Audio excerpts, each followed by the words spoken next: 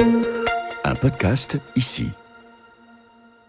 Albert Noblecourt, un chef d'entreprise de 67 ans, se rend comme chaque matin à pied de son luxueux appartement qui domine le Champ de Mars à son bureau situé sur les quais de la Seine à Paris. Et comme chaque matin, le chant guilleret d'un canari attire son attention.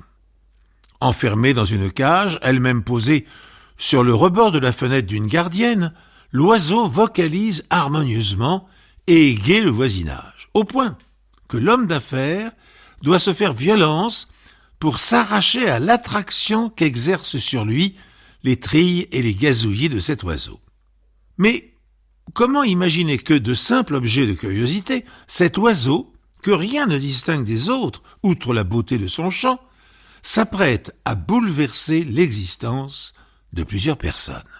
Si qualité et défaut pouvaient prendre figure humaine, Albert Noblecourt serait à n'en pas douter l'incarnation de l'égoïsme. Célibataire revêche, il n'a jamais trouvé l'épouse digne de partager ses jours, c'est pourquoi parvenu à l'âge où d'autres cajolent leurs petits-enfants, lui vit seul et reclus dans un triste environnement encombré d'objets de luxe. Et rien ne semble pouvoir le distraire de la déprimante monotonie où il s'est enfermé lui-même, à l'exception du canari. Le canari de la gardienne de l'immeuble, auquel il rend visite chaque matin, et dont le chant lui donne du baume au cœur pour le restant de la journée. Au point qu'une idée chemine peu à peu dans son esprit. Faire l'acquisition du canari pour se délecter sans restriction de ses envoûtantes vocalises. Après avoir retourné la question dans tous les sens, Noblecourt trouve le courage de frapper à la porte de la loge de la concierge. Une femme entre deux âges vient lui ouvrir. « Je viens pour l'oiseau, le canari, » explique l'intrus sans préambule. « Il chante très très bien. »« Merci, vous n'êtes pas le premier à me le dire. Que puis-je pour vous, monsieur ?»« Je voudrais vous l'acheter. »« Ah, désolé, mais il n'est pas à vendre. »« Je suis prêt à vous offrir un très bon prix. N'insistez pas. Fifi n'est pas à vendre. Il appartient à mon fils, qui est gravement malade et qui doit rester allongé toute la journée. Le chant de son canari est sa seule distraction. » Noblecourt insiste. Il n'est pas homme à se faire rabrouer. Jusqu'à présent, son argent lui a permis de combler tous ses caprices.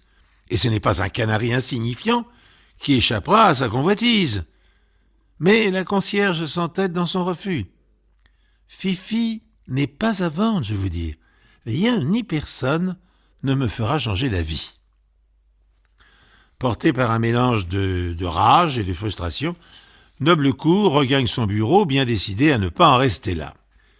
C'est pourquoi, durant les jours qui suivent, faisant fi de son orgueil, il retourne voir la gardienne et fait grimper les enchères. « Écoutez, madame, bien que cela soit déraisonnable, je vous offre 10 000 francs pour votre canari. 1 million de centimes. Avec cette somme, vous pourrez emmener votre fils en vacances. » L'argument n'a aucun effet sur la concierge. Je vous le répète une dernière fois. Fifi n'est pas à vendre. Il fait le bonheur de mon fils malade. Et maintenant, s'il vous plaît, ne revenez plus. Comprenant qu'aucune incitation pécuniaire ne parviendra à infléchir la décision de la gardienne, Noblecourt imagine une alternative machiavélique. Il achète dans la boutique d'un oiseleur un canari identique au sien. De retour dans son appartement, il tend l'oreille durant des heures, mais force lui est de constater que le volatile dont il a fait l'acquisition est incapable d'émettre le moindre son harmonieux. Le lendemain, à l'aube, Noblecourt exécute la deuxième phase de son plan. Il échange prestement le canari chanteur émérite contre l'autre. Son forfait accompli, il fait construire une immense volière dans son salon et jouit du chant inégalable de Fifi. Sa vie est soudain transformée, son obsession satisfaite, le silence de la solitude étant dès lors meublé de ravissante musique. Cependant, son bonheur est entaché de culpabilité. N'a-t-il pas grugé la concierge en substituant l'oiseau enchanteur contre un autre dénué de qualité? Alors, dans le but de réparer sa faute, Noblecourt décide de dédommager la gardienne en achetant son second canari pour une somme équivalente. « Je vous réitère ma proposition.